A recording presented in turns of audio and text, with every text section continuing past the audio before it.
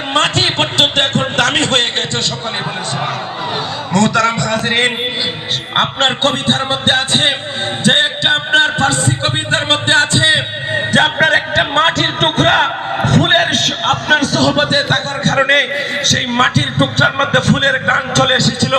ঠিক তদ্রূপভাবে আমার আপনার মুর্শিদ এই জমিনে জন্মগ্রহণ করার কারণে আজকের এই হুমরার জমি দামি, আল্লাহর কাছে দামি হয়ে গেছে।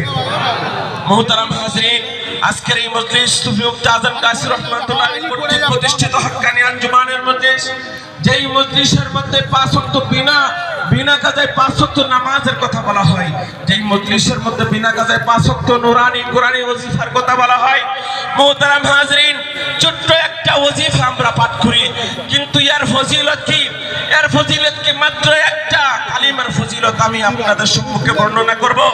যে কালিমা শাহাদাত আমরা পাঠ করি, সকলেই একবার আমরা পড়ি আশহাদু আল্লা ইলাহা ইল্লাল্লাহু ওয়াহদাহু লা শারীকা লাহু ওয়া আশহাদু আন্না মুহাম্মাদান আবদুহু ওয়া রাসূলুহু সাল্লাল্লাহু আলাইহি ওয়াসাল্লাম। মুহতারাম হাজিরিন, এই কালিমা শাহাদাত পাঠের ফজিলত মুস্তাদরাকে হাকিমের একটি হাদিস, 1971 নম্বর হাদিস মুস্তাদরাকে হাকিমের মধ্যে আছে।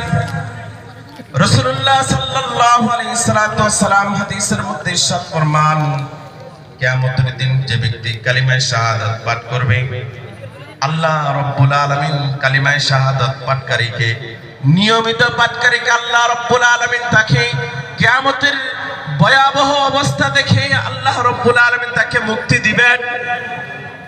কিভাবে মুক্তি দিবেন? হাদিসের বিস্তারিত আসছে।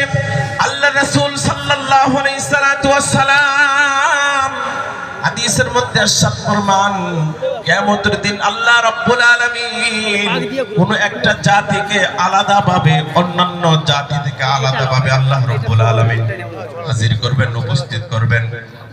উপস্থিত করার পর আল্লাহ রাব্বুল আলামিন তাকে বলবে যে তোমার সামনে এখন তোমার আমলনামা উপস্থিত করা হবে।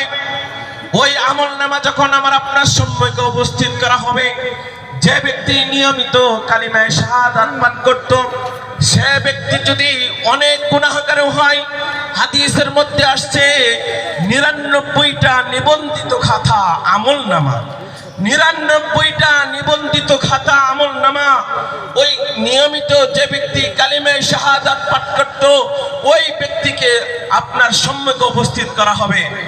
ওই ব্যক্তির সম্মুখে উপস্থিত করার পর তখন এক একটা খাতা কত বড় হবে?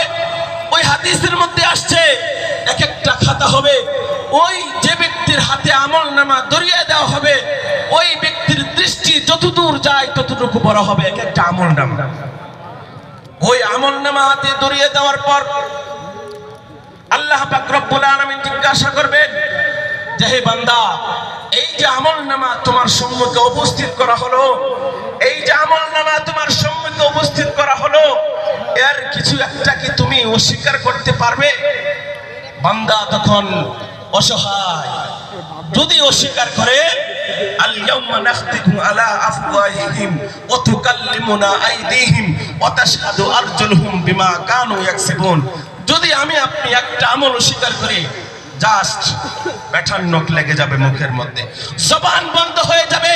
সেদিন আল্লাহর সামনে যদি মিথ্যা কথা উচ্চারণ করি, জবান বন্ধ করে দেওয়া হবে, হাত সাক্ষী দিবে, পা সাক্ষ্য দিবে, আমার আপনার সমস্ত অঙ্গ প্রত্যঙ্গ আল্লাহ রাব্বুল আলামিনের সামনে সাক্ষ্য দিবে। বান্দা অসহায় নিরুপায় হয়ে বলবে, আল্লাহ আমি আর কোনো কিছুই অস্বীকার করতে পারবো না।